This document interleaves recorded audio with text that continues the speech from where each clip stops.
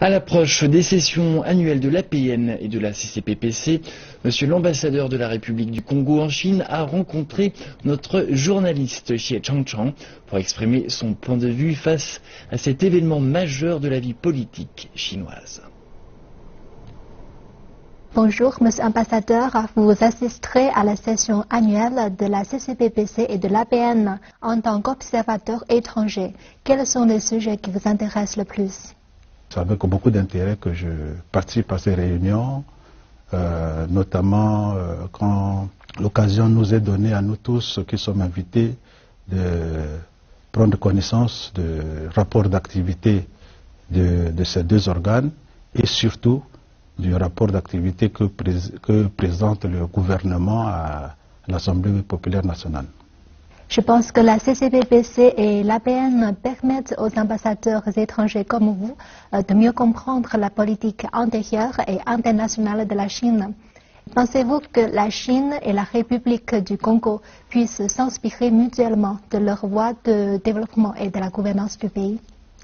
C'est peut-être aussi l'objet de l'établissement des relations diplomatiques qui a eu lieu entre les deux pays depuis longtemps et on peut dire aujourd'hui le fort haut niveau de coopération qui caractérise les relations entre la Chine et le Congo.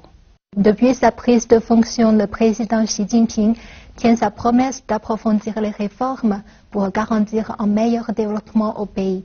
Quelles sont vos remarques sur sa gouvernance? Je pense qu'il a su tenir compte de la situation de la Chine d'aujourd'hui et aussi du passé récent de la Chine qui était fait d'une très forte croissance.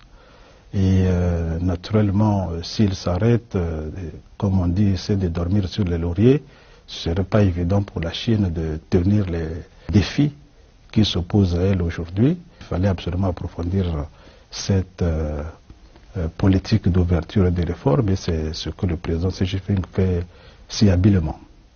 Cette année, nous célébrons le 60e anniversaire des relations sino-africaines.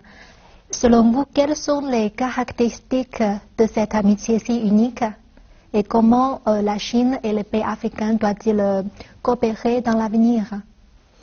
Effectivement, quand vous parlez de relations sino-africaines, je pense que c'est la référence qui est faite à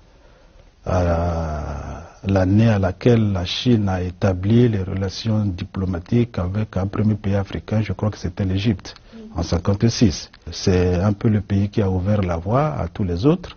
Vous noterez qu'à cette époque, il n'y avait pas encore beaucoup de pays africains indépendants. Et l'Égypte était déjà parmi ceux-là, a ouvert la voie donc aux autres pays qui ont suivi, surtout dans les années 60. C'est un grand événement qui a d'ailleurs été déjà salué en 2006, quand s'était tenu le premier sommet du Forum Chine-Afrique, qui normalement, comme vous le savez, se tient au niveau ministériel.